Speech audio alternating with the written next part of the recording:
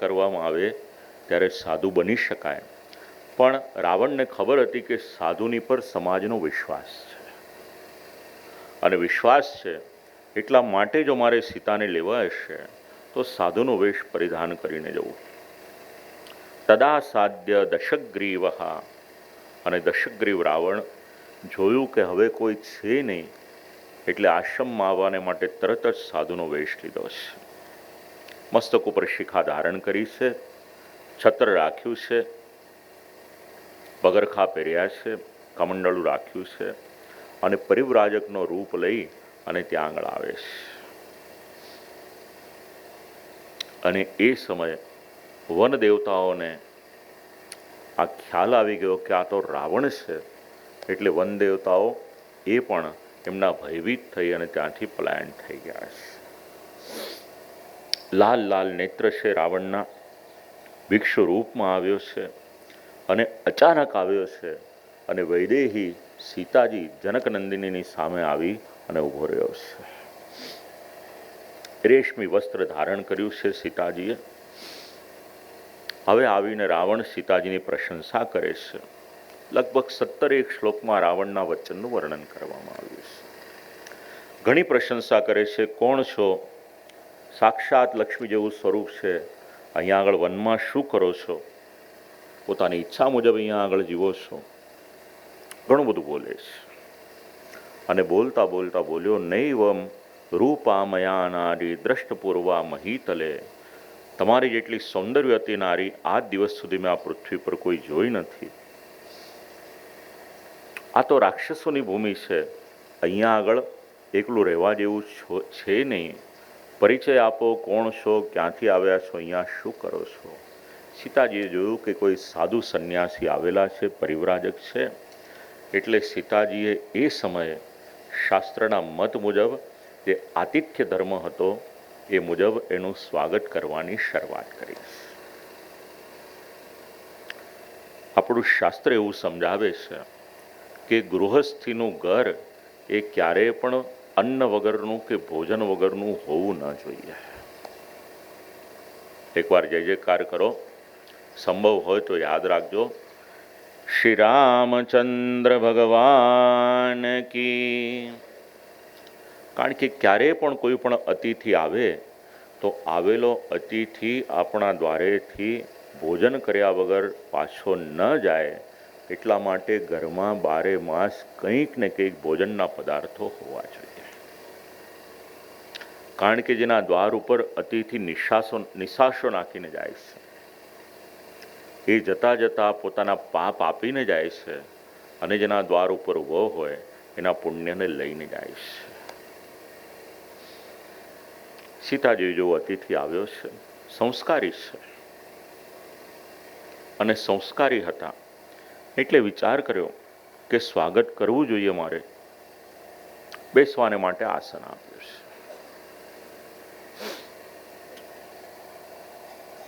પગ ધોવાને માટે જલ મૂક્યું છે, અને વનમાં જ ઉત્પન્ન થયેલા ફળ મૂળ ઇત્યાદિ હતા એ ત્યાં આગળ ધર્યા છે, અને કહ્યું કે જુઓ, આતિથ્યને માટે જે પણ જોઈએ એ બધું જ અહીંયા આગળ તૈયાર છે. નિમંત્ર્યમાણ પ્રતિપૂર્ણ ભાષિણીમ. સારા શબ્દો વડે જવાબ આપ્યો છે, અને બધું મૂકી અને શ્રી રામચંદ્રજી અને લક્ષ્મણજીની પ્રતીક્ષા કરવાની શરૂઆત કરે છે. પરિવ્રાજક સંન્યાસી વેશમાં આવ્યો હતો, એણે પાછું પૂછ્યું એટલે પોતાનો પરિચય આપવાની શરૂઆત કરી. લગ્ન થયા પછી લગભગ 12 વર્ષ સુધી સીતાજી અયોધ્યા નગરીમાં રહ્યા છે, અને લગ્નના 13મા વર્ષે આ રીતે વનમાં આવવાનો પ્રસંગ આવ્યો છે. લગભગ શ્રી રામચંદ્રજીની વય ત્યારે 25 વર્ષની હતી. વનવાસમાં પધાર્યા છે એવું અનુમાન કરવામાં આવે છે. અલગ અલગ કારણો, અલગ અલગ ગણતરી મળે છે. તત્ર 13 વર્ષે રાજા મન્યત્રત પ્રભુ. હવે શ્રી રામચંદ્રજીની વય મમ ભરતા મહાતેજા વયસા પંચવંશકા, 25 વર્ષની ઉપરની વય હતી, અને ત્યારે આવી રીતે વનવાસમાં આવવાનો પ્રસંગ બન્યો છે. રાજા દશરથનું આખું ચરિત્ર હતું. એ કહ્યું કે વિશ્રામ કરો, આ ફલ ફૂલ ઇત્યાદિ છે. હવે આપ આપનો પરિચય આપો, કયું ગોત્ર છે, શું નામ છે? ગોત્ર યાદ છે ને બધાને પોતપોતાનું? કેટલાને યાદ છે? જરા હાથ ઉપર કરો તો. સારું છે, ચાલો, લગભગ બધાને યાદ છે. આ ગોત્ર છે ને આપણું મૂળ છે. ઘરના વડીલો હોય એમની પાસેથી લખી લેવાનું. 3 પેઢીના નામ આપણને આવડવા જોઈએ. જરૂરી છે. જ્યારે ધર્મની ક્રિયાઓ કરવાની હોય છે ને, ત્યાં આગળ આપણું ગોત્ર પણ જોઈશે અને 3 પેઢીના નામ પણ જોઈશે. અને જેમના સાથે સંબંધ હોય એમના પણ ગોત્ર, એટલે માતૃકુલનું જે ગોત્ર હોય એની આપણને જરૂર પડે, અને પિતાની તરફનું ગોત્ર હોય એમની જરૂર પડે. મામા હોય, ફોઈ હોય, માસી હોય, આ બધાના ગોત્રની જરૂર પડે છે.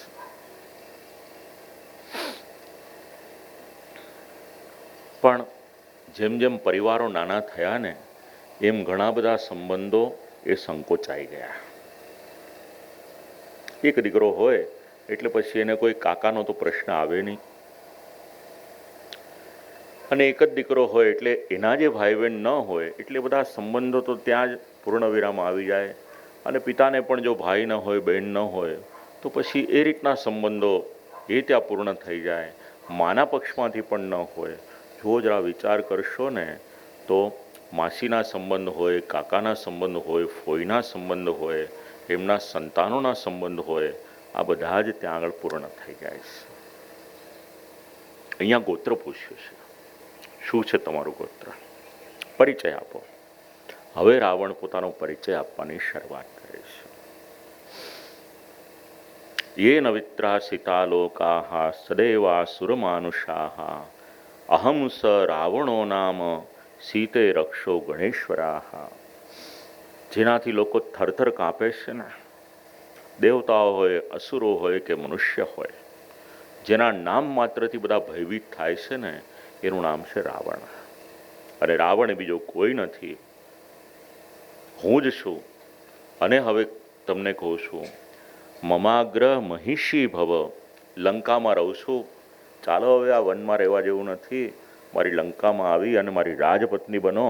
ત્યાં આગળ જેટલા ભોગવિલાસ જોઈશે, જે પણ માંગશે બધું મળી રહેશે. અને જ્યારે આ સાંભળ્યું એટલે સીતાજીને અત્યંત ક્રોધ આવ્યો છે. શ્રી રામચંદ્રજીમાં પોતાની જે નિષ્ઠા હતી એ સમજાવી છે ત્યાં. અહમ રામ મનોવ્રતા. મારી તો અનન્ય ભક્તિ હતી કોઈકનામાં છે તો કેવળ અને કેવળ રામમાં છે, બીજા કોઈનામાં નથી. ઘણું ખીજાય છે એ સમયે રાવણને, પણ રાવણની પર કોઈ અસર થતી નથી. રાવણ પોતાના પરાક્રમની ઘણી બધી વાતો કરે છે. એકાદ બે શ્લોક જરા સમજીએ કે રાવણનો ભય એ સમયે કેવળ પૃથ્વી પર નહીં, આકાશમાં પણ કેવો હોય છે. યત્ર તિષ્ઠામ્યહમ તત્ર મારુતો વાતિશંકિતાઃ તીવ્રાંશુ શિશિરાંશુશ્ચ ભયાત સંપદ્યતે દિવી. જ્યાં આગળ ઊભો થઈ જાઉં ને, પવનનું પણ સામર્થ્ય નથી કે મારી વિરુદ્ધ એ ગતિ કરી શકે, એટલે એ પણ સાનુકૂળ થઈને ચાલે છે. અને જ્યાં આગળ ઊભો હોઉં ને, આકાશમાં સૂર્ય હોય ને, એના ગમે એટલા પ્રચંડ ઉષ્ણવાળા કિરણો હોય ને, મને જોઈને એ પણ ચંદ્રની જેમ શીતલ થઈ જાય છે. આ મારું સામર્થ્ય છે, અનેક પરાક્રમ છે, અને દેવતાઓ પણ મારાથી ભયભીત એ રીતના રહેશે. ચાલો, લંકાપુરીના દરવાજા રાજમહેલના ખુલ્લા છે, આ વનમાં રહેવા જેવું નથી. ભજસ્વ વરવર્ણિની. ફરીથી સીતાજીને કહ્યું એટલે સીતાજીએ એને દુર્બુદ્ધિ, અજિતેન્દ્રિય, આવા ઘણા બધા શબ્દો કહ્યા છે. પણ સીતાજી બોલે છે, અને બીજી તરફ પોતાનું શરીર એને વધાર્યું છે. રાવણે વિકરાળ દેહ એને ધારણ કર્યો છે. હવે પેલો સંન્યાસીનો વેશ હતો એને મૂકી દીધો છે. હસ્તે હસ્તમ સમાહત્ય, અને સીતાજીનો હાથ પોતાની પાસે લીધો છે. કામરૂપિણમ. ધારું એવું સ્વરૂપ ધારણ કરી શકું છું. કુબરને પણ વશમાં કરી અને એનો પુષ્પક વિમાન લીધું છે. ચાલો હવે 10 મુખ અને 20 ભુજા ધારણ કરી છે. પોતાના મૂળ સ્વરૂપે રાવણ અત્યારે ઉપસ્થિત થયો છે. અને જ્યારે મૂળ સ્વરૂપે ઉપસ્થિત થયો, સીતાજીને વારંવાર કહેશે કે તારો યોગ્ય કોઈ પતિ હોય તો આહમ તવાહમ સદૃશમ પતિ, મને સ્નેહ કરો. આમ કરતાં કરતાં જગ્રાહ રાવણ સીતામ, સીતાજીને લે છે અને પોતાના રથમાં બેસાડે છે. દેવતાઓ ભયભીત થઈ અને ત્યાંથી પસાર થાય છે. કઠોર વચન બોલી રથમાં બેસાડ્યા છે. હે રામ, હે રામ, હે લક્ષ્મણ, જોર જોરથી બૂમ પાડે છે સીતાજી, પણ આસપાસ કોઈ હતું નહીં. હવે યાદ આવે છે લક્ષ્મણજી, માટે જોર જોરથી લક્ષ્મણને પણ બૂમ પાડે છે. હા લક્ષ્મણ મહાબાહો ગુરુચિત્ત પ્રસાદક. પણ નથી તો રામ પાસે, કારણ કે બહુ દૂર સુધી લઈ જાય છે. મારી જ આ પંચવટીનું જે સ્થાન છે ત્યાંથી દૂર સુધી લઈ જાય છે. રાઘવ રાઘવ રામચંદ્રજી અને લક્ષ્મણને બૂમ પાડે છે. આમ કરતા કરતા આકાશમાં લઈ જાય છે રથમાં બેસાડીને. જતા જતા વૃક્ષોને પ્રાર્થના કરે છે કે રામચંદ્રજીને કહેજો કે આવી રીતે રાવણ એ સીતાને લઈ ગયો છે. ગોદાવરી નદીને પ્રણામ કર્યા છે કે માં સમાચાર આપજો આપ કે રાવણ આ રીતે અપહરણ કરીને ગયો છે. વિભિન્ન વૃક્ષ ઉપર નિવાસ કરનારા જે દેવતાઓ છે એમને પ્રણામ કરીને કહું કે આપ સમાચાર આપજો. આપ બધાની હું શરણ લઉં છું અત્યારે. આમ કરતાં કરતાં રાવણ લઈ જાય છે અને લઈ જતો હોય છે. ત્યાં માર્ગમાં જટાયુ આવે છે. યાદ છે જટાયુ? કથામાં કયું હતું? ચાલો એકવાર જય જયકાર કરીએ. શ્રી રામચંદ્ર ભગવાન કી. હવે જટાયુને જોયા થોડી આશા બંધાઈ. જટાયો પશ્યમામાર્ય હ્રિયમાણ મનાથવત. જટાયુ જુઓ, અત્યારે અનાથની જેવી મારી પરિસ્થિતિ છે અને આ રાવણ મને બળાત્કારે અપહરણ કરીને અહીંયાથી લઈ જાય છે. અવાજ સાંભળ્યો છે સૂઈ રહેલા જટાયુએ ત્યાં આગળ. અને જટાયુ આવે છે, રાવણને સમજાવે છે. દશગ્રીવ સ્થિતો ધર્મે પુરાણે સત્ય સંશયા. હે દશગ્રીવ રાવણ, જો પ્રાચીન સનાતન ધર્મ છે એનું પાલન કરો. હું એનું પાલન કરનાર સત્ય પ્રતિજ્ઞ મહાબલવાન રુદ્રરાજ મારું નામ જટાયુ છે. આ તો ધર્મપત્ની યશસ્વીની, આ તો શ્રી રામચંદ્રજીની ધર્મપત્ની છે. અગ્નિની સાક્ષીએ જેની સાથે લગ્ન કરવામાં આવે, વૈદિક વિવાહ જેના કરવામાં આવે છે, 8 પ્રકારના વિવાહ આપણા શાસ્ત્રમાં સમજાવ્યા છે. બસ એના દ્વારા આ ધર્મપત્ની પદ એ સિદ્ધ થાય છે. કથમ રાજા સ્થિતો ધર્મે પરદારાન પરામૃષ્ય. કોઈ પણ રાજા પોતાનું ધર્મનું પાલન કરનાર હોય એ પરસ્ત્રી પરદારા એનો સ્પર્શ કઈ રીતે કરે? કારણ કે સ્ત્રીની રક્ષા કરવી એ તો કર્તવ્ય છે. અને જે વ્યક્તિ આવી રીતનું આચરણ કરે એના ઘરમાં પુણ્ય હોય તો એ પુણ્ય પણ જતું રહે છે. સારી રીતે એને સમજાવવાને માટે પ્રયત્ન કર્યો, પણ રાવણ કોઈ પણ વાત માનવાને માટે તૈયાર નહોતો. ક્ષિપ્રમ વિસૃજ વૈદેહીમ માત્વા ઘોરેણ ચક્ષુષા. ન માન્યો એટલે સીતાજીને છોડવાને માટે કહ્યું. ઘણું સમજાવ્યું, પણ કોઈ પણ રીતે માનવાને માટે તૈયાર નથી. હવે જટાયુની વય છે ને નાની નથી. આપણે કલ્પના ન કરી શકીએ એટલા હજારો વર્ષનું આયુષ્ય એ સમય જટાયુનું થયું હોય છે. 60 વર્ષ સહસ્રાણી દાતસ્ય મમ રાવણ. રાવણને કહ્યું રાવણ વૃદ્ધ થયો છે. સમજાવ્યું, પણ ગમે તેમ કરી અને માનતો નથી. એટલે જટાયુ અને રાવણનું ત્યાં આગળ યુદ્ધ થાય છે. ખબર છે જટાયુને કે રાવણ સામર્થ્યવાન છે, છતાં પણ સ્ત્રીનું સંરક્ષણ કરવું જોઈએ. મનમાં આ દ્રઢ સંકલ્પ હતો અને એમાં પણ મારા મિત્રની પુત્રવધુ છે, કારણ કે રાજા દશરથ અને જટાયુને મૈત્રી હતી, માટે એનું તો રક્ષણ મારે કરવું જ જોઈએ, આવી દ્રઢતા મનમાં હતી. એક તરફ ધૃતરાષ્ટ્રને રાખો, બીજી તરફ જટાયુને રાખો. દ્રૌપદી ધૃતરાષ્ટ્રને ઘણી વિનંતી કરે છે, પણ ધૃતરાષ્ટ્ર રક્ષણ કરવાને માટે આગળ આવતો નથી. અને અહીંયા આગળ કોઈ પ્રકારનું સામર્થ્ય નથી કે આ રાવણને પહોંચી વળે.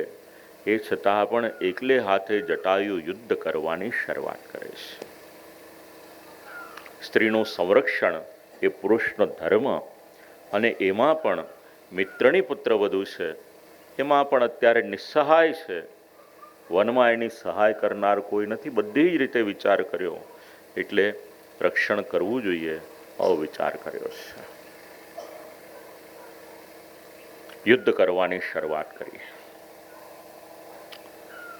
રામાયણમાં તો એવું લખ્યું છે, જટાયુએ એટલું પરાક્રમ કર્યું છે, લગભગ 9 શ્લોકમાં સમજાવ્યું. રાવણનો રથ હતો, એને છિન્ન ભિન્ન કરી નાખ્યો.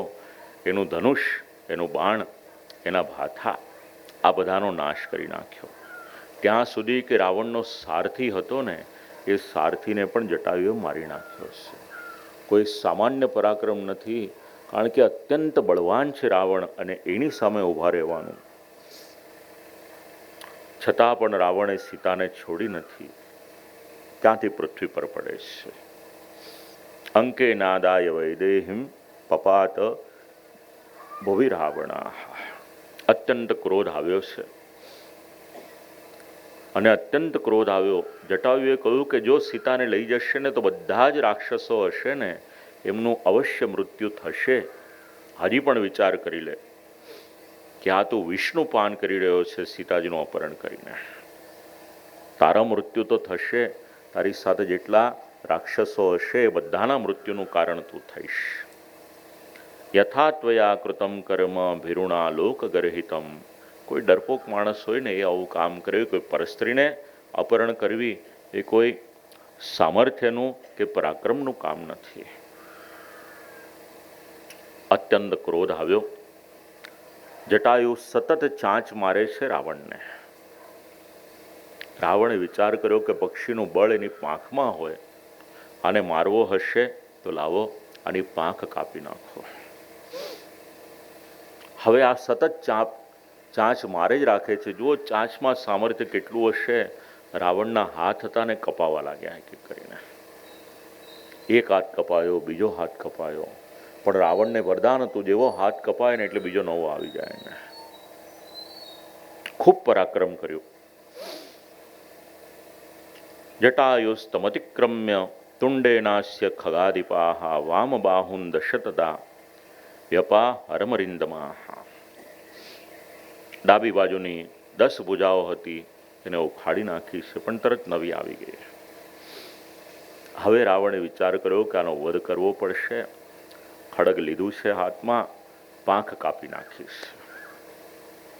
અને પક્ષીની પાંખ કપાય, એનું બધું બળ હોય એ બળ જતું રહે. પૃથ્વી પર પડે છે. હવે બહુ બધો સમય નથી. મહાભારતમાં પાંડવોની સામે લડતા લડતા ભીષ્મ પિતામાં એમનો અંતિમ સમય આવે છે, અને પછી બાણની પથારી પર પડ્યા હોય છે. અહીંયા આગળ જટાયુ પાંખ કપાઈ ગઈ, અંતિમ સમય આવ્યો, પણ જ્યાં સુધી રામને મળતા નથી ને ત્યાં સુધી જટાયુના પ્રાણ નથી થતા. એકનું કલ્યાણ કરવા કૃષ્ણ પધાર્યા છે, બીજાનું કલ્યાણ કરવાને માટે શ્રી રામચંદ્રજી પધારશે. આમ કરતા કરતા રાવણે સીતાજીનું અપહરણ કર્યું છે. ગૃદ્રરાજમ વિનિહતમ વિલલાપ સુદુઃખિતા. 5 સર્ગમાં એનું વર્ણન કરવામાં આવ્યું છે. હવે આ બધું જુએ છે બ્રહ્માજી. કૃતમ કાર્યમિતિ શ્રેમાન વ્યાજહાર પિતામહા. બ્રહ્માજી આ રીતના જ્યારે જોયું ને એટલે બ્રહ્માજીના મનમાં એક હાશકારો થયો કે બસ હવે રાવણના દિવસો પૂરા થયા, હવે જલ્દી રાવણનું મૃત્યુ થશે. જય જયકાર કરીએ એકવાર શ્રી રામચંદ્ર ભગવાન કી. રાવણસ્ય વિનાશમ ચ પ્રાપ્તમ બુદ્ધ્વા યદૃચ્છયા. દ્રઢતા થઈ ગઈ કે હવે આ રાવણનો વિનાશ છે એ નજીક આવી ગયો છે. જે અધર્મના પથ ઉપર ચાલે છે એનો પરિણામ એક દિવસ આવું જ આવે છે. બ્રહ્માજીનું મન પ્રસન્ન થયું કે હવે તો બહુ ઓછો સમય કાઢવાનો છે. સીતાજીના દ્વારા જ હવે નિમિત્ત બનશે અને રાવણના પ્રાણ જશે. આપણને સૌને લાગે છે કે સીતાજીનું અપહરણ થયું. શું કહો છો આપ લોકો? સીતાજીનું અપહરણ વાસ્તવિકતામાં થયું હતું તો સાથે ગયા એ કોણ હતા?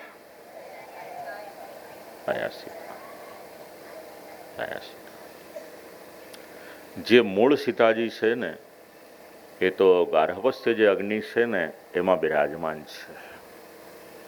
કંઈ નથી થયું. પણ રાવણનો વધ કરવાને માટે જે સ્વરૂપ ધારણ કરવાનું હતું ને, આ છાયા સીતાજીનું અત્યારે અપહરણ કર્યું છે. જુઓ, એક વાત યાદ રાખો, કેવળ સીતાજીમાં સામર્થ્ય છે કે પોતાના નેત્ર વડે, પોતાના ક્રોધ વડે રાવણને બાળીને ભસ્મ કરી દે. પણ એકલા રાવણને બાળવો પર્યાપ્ત નહોતો, એનું સૈન્ય બહુ મોટું હતું અને એ સૈન્યનો વધ શ્રી રામચંદ્રજી જ કરી શકે, લક્ષ્મણ જ કરી શકે. પછી સહાય કરે એમને વાનરો વગેરે, પણ એના માટે પણ રાવણની લંકામાં જવું જરૂરી હતું. એટલે મૂળ સીતાજી તો અગ્નિમાં બિરાજમાન થયા છે. હવે એ મૂળ સીતાજી બહાર ક્યારે પધારશે?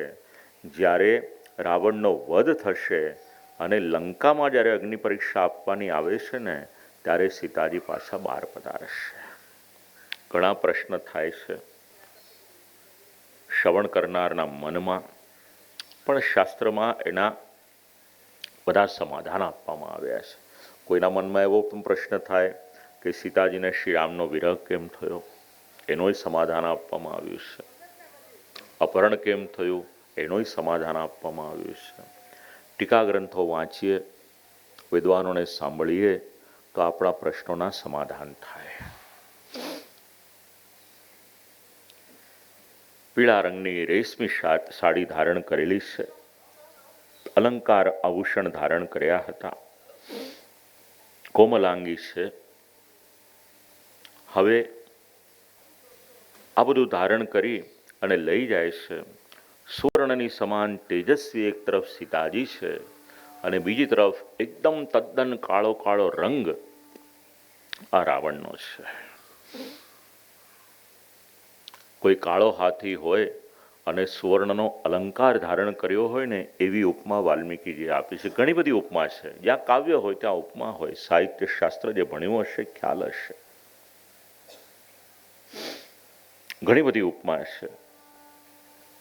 અને જેમ જેમ આગળ વધે છે, સીતાજી વિચાર કરે કે હવે રામને સમાચાર કેમ મળશે. એટલે હવે બળથી કામ થાય એવું હતું નહીં.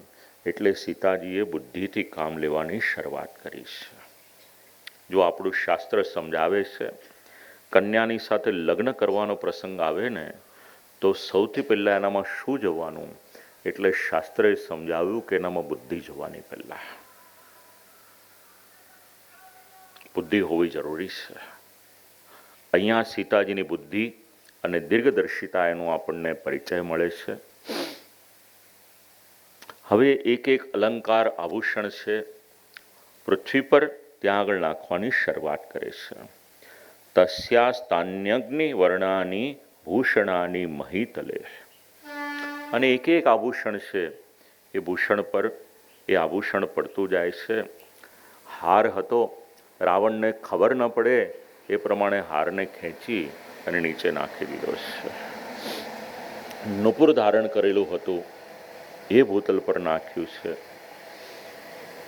અને આ પ્રમાણે એક એક આભૂષણ એને ભૂતલ પર નાખે છે. અને તામ તો લક્ષ્મણ રામેટી ક્રોશંતિમ મધુરસ્વરમ.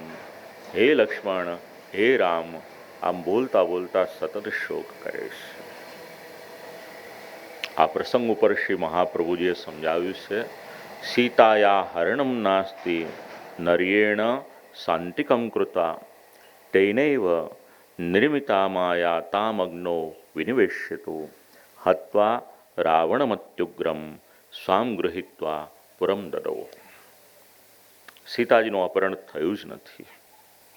ગૃહસ્થ ધર્મને માટે શ્રી રામચંદ્રજીએ એમને સાથે જ રાખ્યા અને માયા નિર્મિત જે સીતાજી છે, બસ હવે અગ્નિમાં પ્રવેશ કરાવી લીધો છે. ભયંકર એવો રાવણ છે, એનો જ્યારે વધ થશે ત્યારે અગ્નિમાં શુદ્ધ થયેલા સીતાજી છે એમને લંકામાંથી લાવી અને અયોધ્યામાં પાછા પધારે છે. શ્રી મહાપ્રભુજીએ આપેલું આ ચિંતન છે. ખૂબ સુંદર એક એક નામ શ્રી મહાપ્રભુજીએ આ બધા ચરિત્ર પરથી આપ્યા છે. નિયત સીતા સંબંધ શોભિતા, એટલે રાવણે જે અપહરણ કર્યું છે તો માયિક સીતાનું અપહરણ કર્યું છે.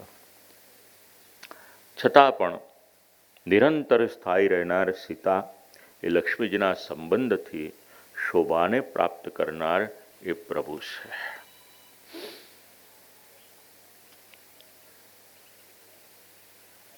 આમ આભૂષણ ઇત્યાદિ પધરાવતા જાય છે, ફેંકતા જાય છે અને રાવણ જે છે એને ધિક્કારતા જાય છે. કહ્યું કે રાવણ, સ્ત્રીનું રક્ષણ કરનાર જ્યારે પુરુષ ન હોય અને એકાંતમાં આવી અને તું અપહરણ કરે, એમાં તું વીરતાની મોટી મોટી બહુ વાતો કરે એનો કોઈ અર્થ નથી. દિક્તે શૌર્યમ ચ સત્વમ ચ યત્વયા કથિતમ તદા.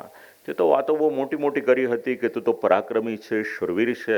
આવું તારું પરાક્રમ હોય? આ તો કાયરનું કામ છે. ઘણા બધા વચન એને ઠપકો આપે છે, સંભળાવે છે.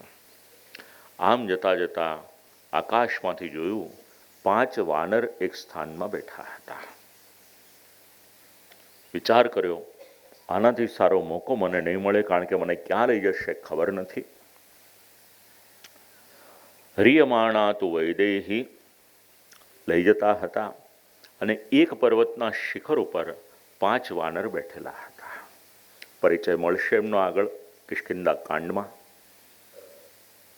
અને જેવા 5 વાનરને જોયા, તેષામ મધ્યે વિશાલાક્ષીમ કૌશેયમ કનકપ્રભમ ઉત્તરેયમ વરારોહા શુભાન્યાભરણાની છે.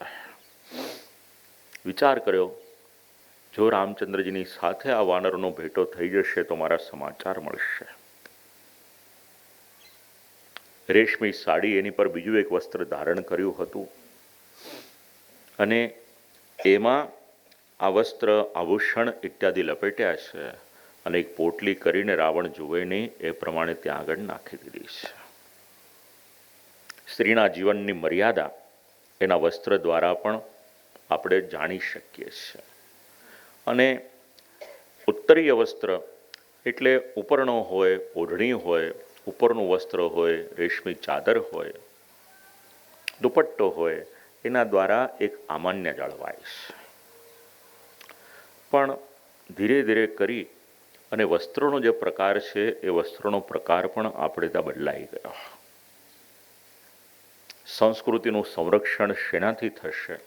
મારા પિતાજી સમજાવતા હતા, સંસ્કૃતિ સાચવવી હશે તો જીવનમાં 3 શબ્દ જરૂરી છે. એમાંનો એક શબ્દ છે આપણા વસ્ત્ર. હજી પણ આપણા દેશમાં ઘણા રાજ્યના ઘણા પ્રાંત એવા છે કે જેમણે પોતાના પારંપરિક વસ્ત્રોનો ત્યાગ નથી કર્યો. વિદેશમાં તો છે જ, ઘણા દેશો એવા છે, ભલે ને અલગ ધર્મના હોય, પણ એમણે પોતાનું મૂળ પકડી રાખ્યું છે. જ્યારે આપણે વસ્ત્ર બદલીએ છીએ, વસ્ત્રની સાથે સાથે આપણી સભ્યતા અને સંસ્કૃતિ એનું એક અંગ હોય ને એ કપાઈ જાય છે.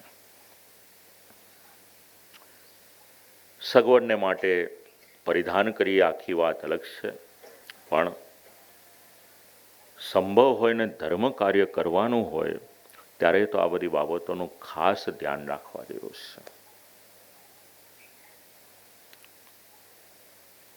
દરેક વર્ગને માટે છે, સ્ત્રી અને પુરુષ બંનેને માટે છે. એટલે એક છે વસ્ત્ર, બીજું છે ભાષા. જે દિવસે આપણે આપણી માતૃભાષા ભૂલીએ, આપણને ખબર નથી કે એના દ્વારા આપણને કેટલું નુકસાન થાય છે. કારણ કે આપણું જે સાહિત્ય છે ને એ મૂળ તો સંસ્કૃતમાં છે અને પછી ભાષાંતર સ્વરૂપે આપણી માતૃભાષામાં છે. હવે જો આપણે ગુજરાતી ન વાંચી શકીએ, હિન્દી ન વાંચી શકીએ, સંસ્કૃત ન વાંચી શકીએ, તો આપણે રામાયણનો રસ છે એ રસને આપણે કઈ રીતે અનુભવી શકીએ? કોઈ એવી દલીલ કરે કે ભાષાંતર તો છે ને ઇંગ્લિશમાં વાંચીશું, પણ જે શબ્દ છે ને ભાષાંતર, ભાષા અને અંતર, મૂળ જે હશે ને એનાથી અંતર થાય ને એ જ ભાષાંતર છે. રામાયણમાં અલગ અલગ પ્રકારના રસ છે. હવે રસનો ઇંગ્લિશ શબ્દ શોધો, મળશે જ નહીં કોઈ. હવે રસનો જ આપણને ઇંગ્લિશ નહીં મળે શબ્દ, તો પછી અલગ અલગ પ્રકારના જે રસ છે, સાહિત્ય શાસ્ત્રમાં તો કેટલા બધા પ્રકારના રસ છે. અત્યારે તો કરુણ રસ છે ને, સીતાજીનું અપહરણ કરે છે, અને વીર રસ પણ છે સાથે સીતાજીમાં. એક તરફ અપહરણ થયું છે અને બીજી તરફ શૌર્ય ભરેલા શબ્દો બોલે છે એકલી નારી છે તો પણ આસુરની સામે. અને રાવણને જોઈએ તો બીભત્સ રસ છે. તો ઘણા બધા રસ છે રામાયણમાં. પણ જે દિવસે આપણે આપણી ભાષા ભૂલીએ છીએ, એટલે આપણા ગ્રંથોથી આપણે અનભિજ્ઞ થઈ જઈએ છીએ. એટલે જેટલું સાહિત્ય હોય ને એની સાથેનો આપણો સંબંધ એ છૂટી જાય છે. આ સંસ્કૃતિનું બીજું અંગ કપાયું. અને સંસ્કૃતિનું ત્રીજું ચરણ ને ત્રીજું અંગ છે, એનું નામ છે આપણો ખોરાક. આપણે આપણી આહાર પદ્ધતિમાં એટલી બધી ભેળસેળ કરી દીધી છે ને કે દુનિયાના જે દેશોની ડિશિસ આપણે અપનાવી છે ને, કદાચ ત્યાં જ એવી નહીં મળતી હોય ને એવી આપણે બનાવવા લાગ્યા છીએ. કે એ આવે તો એક વખત વિચાર કરે કે ભાઈ આવું તો અમારા દેશમાં નથી મળતું, એવું તો બનાવો છે. પણ આહારને માટે છે ને, બીજા કોઈની વાત સાંભળો કે ન સાંભળો, ઈચ્છા થાય ને ભગવદ્ ગીતામાં ભગવાને જે કહ્યું છે ને એ વાંચી લેજો, એટલે ખબર પડી જશે. સાત્વિક, રાજસ ને તામસ પ્રમાણેનો જે આહાર આપણને સમજાવ્યો છે, વિચાર કરવા જેવું છે. ઉત્તરીય વસ્ત્ર, સીતાજી અપહરણ થયું છે પણ પોતાની મર્યાદાને ચૂક્યા નથી. સ્ત્રીની મર્યાદા એના વસ્ત્રમાં રહેલી છે. હવે એ વસ્ત્ર હતું એટલે એમાં પેલા અલંકાર આભૂષણ એને બાંધ્યા છે, ઉપરથી નીચે નાખ્યા છે. રાવણ એટલો બધો ગભરાટમાં હતો. તત્કર્મ જનબુદ્ધવાન, સીતાજીને આ કાર્યને એ જાણી ન શક્યો. ત્યાં જે વાનરો હતા ઉપર મોઢું કરીને જુએ છે કે કોઈ બળવાન છે આ રીતે એક નારીને લઈ જાય છે અને લંકાપુરી તરફ જાય છે, એટલી સમજણ પડી. હવે પંપા સરોવર એને ઓળંગી અને સીતાજીને સાથે લઈ અને લંકાપુરીમાં આવ્યો છે. લંકાપુરીમાં પ્રવેશ કર્યો છે, પોતાના અંતઃપુરમાં આવ્યો છે અને ઘણી બધી વિકરાળ સ્વરૂપવાળી ત્યાં આગળ પિશાચીનીઓ હતી, એમને બોલાવી છે અને કહ્યું કે જુઓ, આ સીતાને લઈને આવ્યો છું, મારી આજ્ઞા વગર કોઈ પણ એની સુધી પહોંચી ન શકે, એ જવાબદારી તમારી છે. રાક્ષસાન પિશિતાશનાન, અને એવા જ ભયંકર કાચો માંસ ખાઈ જાય એવા જે રાક્ષસો હતા ને, એવા 8 મહાપરાક્રમી રાક્ષસોને બોલાવ્યા છે અને કહ્યું કે જુઓ, હવે આ સીતાજીના સંરક્ષણની જવાબદારી છે ને એ તમને સોંપું છું. કારણ કે રામ કોઈ સામાન્ય વ્યક્તિ નથી. ખરદૂષણ અને 14,000 રાક્ષસોનો ક્ષણ માત્રમાં વધ કરી દે તો ખૂબ જ સાવધાનીથી આ સીતાનું રક્ષણ કરજો. અંતઃપુરના દર્શન કરાવે છે. અગાધ સમૃદ્ધિ છે પણ રાક્ષસી સંપત્તિ છે. રમણીય અંતઃપુરમાં લઈ જાય છે. કઈ ધાતુની બનેલી હતી લંકા? સુવર્ણની. ભાષામાં લખેલું છે બધું. સુવર્ણ, રજત, રત્ન, સમૃદ્ધિની કોઈ કમી નથી. એક સમય તો ભારતનો જ ભાગ હતો ને, આમ જોવા જઈએ તો છેક જાવા સુમાત્રા સુધી આપણા દેશની સીમાઓ હતી. આ બાજુ અફઘાનિસ્તાનથી આગળ સુધી આપણા દેશની સીમાઓ હતી. એટલે મૂળતઃ ભારત દેશ એક ગરીબ નહોતો.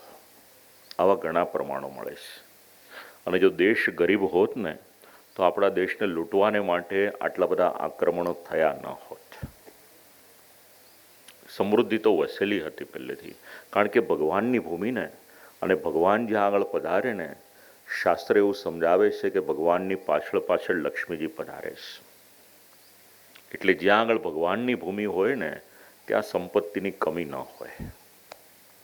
એનું પ્રમાણ છે અહીંયા આગળ. ખૂબ અકલ્પ્ય સમૃદ્ધિ છે લંકા નગરીની. કરોડોની સંખ્યામાં રાક્ષસો છે ત્યાં આગળ રહેનારા. લંકયમ શતયોજના, એનું માપ સમજાવ્યું. 100 યોજન એવી આ લંકા છે. ઘણી બધી સંખ્યા એવી છે કે જે આપણને વિચાર કરતા કરી દે. ટીકાકારો પણ એના માટે કોઈ સ્પષ્ટીકરણ નથી આપતા. કરોડો ને અબજોની સંખ્યા તો એમને લખેલી છે રામાયણમાં ઘણા બધા શ્લોકોમાં. એટલે કહ્યું કે ઘણા રાક્ષસો છે. બોલતા બોલતા કહ્યું, સીતે મમ ભાર્યા ભવ પ્રિય, બસ હવે મારી પત્ની બની જા. હવે રામમાં જીવનમાં મળી શકશે ને એ પણ કલ્પના કરીશ નહીં, કારણ કે અહીંયા આગળ કોઈનો પ્રવેશ થઈ શકે એવું છે નહીં. હવે વહેલું કે મોડું મારે આધીન થવાનું છે. જેટલા જલ્દી આધીન થશો એટલું વધારે સારું છે. એટલે ફરીથી સીતાજી રાવણને ખીજાય છે. એક ક્ષત્રિયાણીમાં વીર્ય કેટલું હોય, વીરતા કેવી હોય ને, મહાભારત વાંચો તો દ્રૌપદીનો પ્રસંગ મળશે. જ્યારે જયદ્રથ અપહરણ કરીને લઈ જાય છે ને ત્યારે જયદ્રથને ખૂબ ઠપકો આપે છે કે જો મારા પતિને ખબર પડશે ને તેને જીવતો નહીં છોડે. અને અહીંયા આગળ સીતાજી એવા શબ્દ બોલે છે.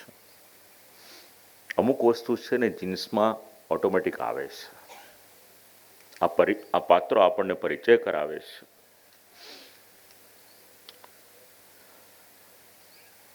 લક્ષ્મણેન સહભ્રાત્રા યસ્તે પ્રાણાન વરિષ્યતિ.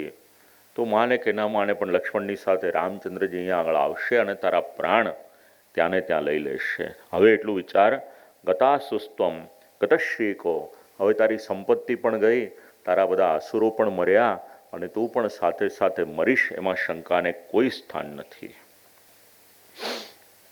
મારા સ્વામી તેજસ્વી છે. સહી દેવર સંયુક્તો મમ વ્રતા મહાદ્યુતિ. લગ્ન કોની સાથે કરવાના, રામાયણના બધા શ્લોકો વાંચીએ તો ખબર પડે. સંપત્તિ કદાચ ઓછી વધારે હોય ને તો એને તો પહોંચી વળે, પણ જે વરની સાથે, જેના યુવકની સાથે લગ્ન કરવાના હોય એ પરાક્રમી હોવો જોઈએ. કારણ કે પરાક્રમી હોય તો સીતાનું રક્ષણ કરી શકે. એ પરાક્રમી ન હોય તો સીતાનું રક્ષણ ન કરે. વનમાં કઈ સંપત્તિ હતી? આ પરાક્રમ ને વીર્ય, સારા ગુણો, આ જ સંપત્તિ છે ને. એટલે વારંવાર કહ્યું. હવે આમ કરતા કરતા રાવણે કહ્યું, સીતા ઘણું કીધું, એક વાત યાદ રાખો. શૃણુ મૈથિલી મદ્વાક્યમ, મારી વાત સાંભળી લો. માસાન દ્વાદશ ભામિની, બસ 12 માસનો સમય આપું છું. રાવણ આનાથી વધારે બળજબરી કરી શકે એમ હતું નહીં. કથામાં આવશે આગળ. નહીતર તો 12 માસનો સમય ના આપત. કહ્યું 12 માસનો સમય આપું છું. એ સમય દરમિયાન વશ્ય થઈ જાઓ. અને પછી રાક્ષસીઓને કહ્યું કે બસ હવે અશોક વાટિકામાં લઈ જાઓ. અને પછી પ્રક્ષિપ્ત એક સર્ગમાં સાક્ષાત ત્યાં આગળ બ્રહ્માજી આજ્ઞા કરી છે ઇન્દ્રદેવને, કારણ કે સીતાજીએ આહાર લેવાનો બંધ કરી દીધો. બ્રહ્માજી વિચાર કર્યો કે આહાર નહીં લે તો પ્રાણ ટકશે ક્યાંથી. એટલે બધાને ભલે ને એવું લાગે કે ભોજન નથી કરતા. બ્રહ્માજી ઇન્દ્રદેવને આજ્ઞા કરી કે આપ જાઓ. એટલે ઇન્દ્રદેવ ત્યાં આગળ આવે છે. અત્યંત ચિંતામાં છે ઇન્દ્રદેવ. અને ઇન્દ્ર આવ્યા છે તો એકલા નથી આવ્યા, નિદ્રાને લઈને આવ્યા છે. એટલે ત્યાં આગળ આવ્યા. એટલે આ બધી રાક્ષસીઓ, અસુરો બધા હતા, એમની પર માયા આવી ગઈ અને નિદ્રા ત્યાં આગળ છાઈ ગઈ છે. રાક્ષસોને મોહ કર્યો છે આવેલી નિંદ્રાએ. દેવરાજ ઇન્દ્ર સીતા માતાની પાસે આવે છે. ભદ્રમ તે આપનું કલ્યાણ થાવ. સીતાજીએ જોયું કે ભૂમિને સ્પર્શ નથી કરતા, દેવતાઓના ચરણામ પણ ભૂમિને સ્પર્શ ન કરે. પરીક્ષા કરી લીધી. અને એ સમયે કહું સીતે, હવિષ્યાન્નમ હમ સ્વયં, આ તમારા માટે હવિષ્યાન્ન લાવ્યો છું. આ સિદ્ધ કરેલું છે. બસ આને આપ આરોગી લેશો. આમાં સામર્થ્ય એટલું છે, હજારો વર્ષ સુધી ભૂખ નહીં લાગે. આપણે માનીએ કે ન માનીએ, આપણા દેશમાં ભગવાને જે આપ્યું છે ને એની આપણને કલ્પના નથી. હિમાલયમાં એવી એવી ઔષધિ બનાવેલી છે કે જરાક લઈ લેવામાં આવે ને તો 2-4 મહિના સુધી ભૂખ ન લાગે. આ ઋષિમુનિઓ ત્યાં આગળ હજારો વર્ષની તપસ્યા કરતા હતા ને, એના મૂળમાં આ બધો આહાર એમને પ્રાપ્ત થતો હતો. અને આ કોઈ સત્યયુગની વાત નથી, આ કલયુગની પણ વાત છે. અત્યારના પણ એવા ઋષિમુનિઓ ત્યાં આગળ વસે છે. પણ આપણને જુઓ, જે સાચા સંત મહાત્મા છે ને, એમને લોકેશના વિત્તેશના બધાની ચિંતા છે જ નહીં. એ તો પોતાની મસ્તીમાં ત્યાં આગળ તપ આજે પણ કરે છે. કડકડતી ઠંડી હોય છતાં પણ કોઈ પણ પ્રકારનું વસ્ત્ર પરિધાન ન કર્યું હોય અને ત્યાં તપ કરી શકે છે. ક્ષુધા તૃષાચરંભોરુ વર્ષાણા મયુતૈરપી. બસ આ હવિષ્યાન્ન લઈ લો, દૈવી છે. અને એટલું લઈ લેશો ને તો પછી કોઈ પણ પ્રકારનો આહાર નહીં લો તો ચાલશે. કથમ જાનામી દેવેન્દ્રમ, હું કઈ રીતના જાણું તમે દેવેન્દ્ર છો? એટલે પરીક્ષા કરી, જોયું હવે દેવની પરીક્ષા કઈ રીતે થાય. એટલે પરિચય આપ્યો. એક તો પગ પૃથ્વીને સ્પર્શ કરતા ન હતા. પૃથ્વીમ નાસ્પૃશત્પદ્ભ્યા મનિમેષે ક્ષણાની ચ. બીજી પરીક્ષા કરી, મનુષ્યની આંખ હોય ને એની પાપણ ખોલ બંધ થાય છે. નિમિ રાજાનું ચરિત્ર છે, ઉત્તરકાંડમાં પણ છે ને ભાગવતમાં પણ છે. તો આપણી આંખો એ ખોલબંધ થાય છે, પણ દેવતાઓની આંખમાં આ રીતના નેત્ર ખોલબંધ થવાની પ્રક્રિયા નથી. એટલે ખ્યાલ આવ્યો. ત્રીજું પ્રમાણ જોયું, કંઠમાં જે માલા હતી એક પણ પુષ્પ એનું કરમાયેલું નહોતું. દેવતાઓના શ્રીકંઠમાં માળા જે હોય છે ને, એ પુષ્પની માળા ક્યારે પણ કરમાતી નથી. શાસ્ત્રમાં આપ લોકો સેવા કરતા હો કે પૂજા કરતા હો, એક વાત ધ્યાનમાં રાખજો, કરમાયેલા કે વાસી પુષ્પ એ ક્યારે પણ દેવને ધરાતા નથી. બહુ મોટા દોષ માનવામાં આવ્યા છે. નહીં ધરો તો ચાલશે, પણ બહુ કરમાઈ ગયેલું પુષ્પ હોય કે બહુ વાસી પુષ્પ હોય ને એ ધરશો નહીં. અને આમ પણ પુષ્પ છે ને એમાં લક્ષ્મીજીનો નિવાસ છે. અને પુષ્ટિ માર્ગનો મત જાણવો હોય તો પુષ્પ છે એ વ્રજભક્તોનું સ્વરૂપ છે. ઘણા બધા શબ્દ છે આવા, તો એક એક શબ્દ પર નજર કરશું તો રામાયણ 9 દિવસને બદલે પછી લંબાવવું પડશે આપણે. પણ જોયું, કંઠની માલા છે, પુષ્પ છે, એ કરમાતા નથી. ખ્યાલ આવ્યો. ઇન્દ્રાત પ્રવૃત્તિ મુબલભ્ય જાનકી કાકુસ્થયો હો પ્રીતમના બભૂવ. અને એ સમયે હવિષ્ય એને આરોગ્યા છે. ભૂખ તરસ એ મટી ગઈ છે. અને ઇન્દ્રદેવના મુખેથી શ્રી રામ લક્ષ્મણના સમાચાર એણે જાણ્યા છે. એટલે મન અત્યંત પ્રસન્ન થયું છે. મારીશનો વધ કરીને શ્રી રામચંદ્રજી પાછા પધારી રહ્યા હતા. માર્ગમાં ઘણા બધા અપશુકન જોયા છે. હવે લગભગ 10 સર્ગમાં શ્રી રામચંદ્રજી સીતાજીને શોધે છે અને ઘણો બધો વિલાપ કરે છે. એનું વર્ણન કર્યું છે. અશુભમ બતમન્યેહમ, ઘણા બધા અપશુકન જોયા છે. અને જેવા અપશુકન જોયા એટલે શ્રી રામચંદ્રજી વિચાર કરવા લાગ્યા કે માનો ન માનો કંઈક તકલીફ થઈ છે, નહીતર આટલા બધા અપશુકન એ મને દેખાય નહીં. માનો ન માનો કંઈક સીતાજીની પર તો કોઈ આપત્તિ આવી નથી ને, કારણ કે આ શિયાળની જે પ્રમાણે રુદન કરે છે ને, એ રુદન એ કોઈ સામાન્ય રુદન નથી.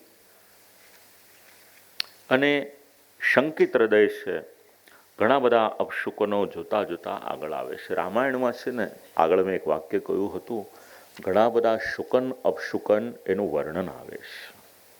આપણે માનીએ કે ના માનીએ, ઘરેથી બહાર નીકળીએ, સૌભાગ્યવતી સ્ત્રી સામે મળે, આપણું શાસ્ત્ર એવું કહે છે કે સારા શુકન છે. જેના હાથમાં દૂધ હોય એવો દૂધ વેચનારો મળે, આપણું શાસ્ત્ર એવું કહે છે કે સારા શુકન છે.